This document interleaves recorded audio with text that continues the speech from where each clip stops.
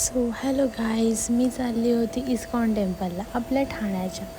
So जाताना खूप अशी गर्दी नव्हती, पण ऊन खूप होतं डोक्यावरती. एवढं ऊन होतं ना की बस रे बस, कंटाळाच आला होता. पण मजा आली यार. हे होतं एंट्रन्स आपलं टेम्पलचं. तिथे खूप शांतता होती आणि इथे मी बघितलं तर इथे चप्पल काढायला मस्त त्यांनी स्टँड ठेवले होते. सो ते तिकडे मी चप्पल काढले आणि मग एंटर केला आतमध्ये. मी बघितलं तर खूप सारे स्टॉल होते.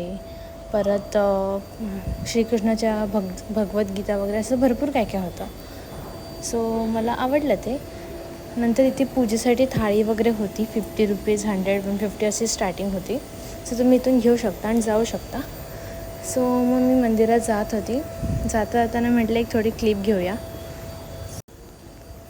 सो हा फर्स्ट व्ह्यू होता कृष्ण आणि राधाचा. खूप मस्त सजवलं होतं, मला खूप आवडलं. टेम्पल तर खूपच छान होतं. त्याच्यावरती एवढे नक्षीकाम केलं होतं ना, एकदम बारीक बारीक. प्लस हे लहान मुलांसाठी असं छोटंसं गार्डन पण बनवलं होतं. पण जे तुम्ही बघाल ना, त्याच्यावरती जे नक्षीकाम होते ते एकदम खूप मस्त होते. मला खूप आवडले. आणि हा होता इथे माझा लुक. सो कसं वाटतं माझा लुक? मला तर खूप आवडतं. तुम्हाला कसं वाटतं आहे? आणि तुम्ही इथे बघू शकता की काही ना काहीतरी एक ते आपल्याला संदेश देण्याचा प्रयत्न करत आहेत त्या मूर्तींमधून, त्या म्हणजे त्यांच्या चित्रकारीमधून. खूप मस्त वाटलं बघून. So that's it. आणि हा माझा लुक तर होताच.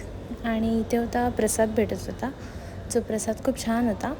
खिचडी म्हणून देत होते ते. तुम्ही येऊन नक्कीच इथे प्रसाद घेऊन इथे बसून खाऊ शकता. परत इथे स्टॉलसुद्धा आहेत. तुम्ही स्टॉलमध्ये घेऊन पण काही खाऊ शकता. सो आता असा होता माझा दिवस. That's it. Bye bye.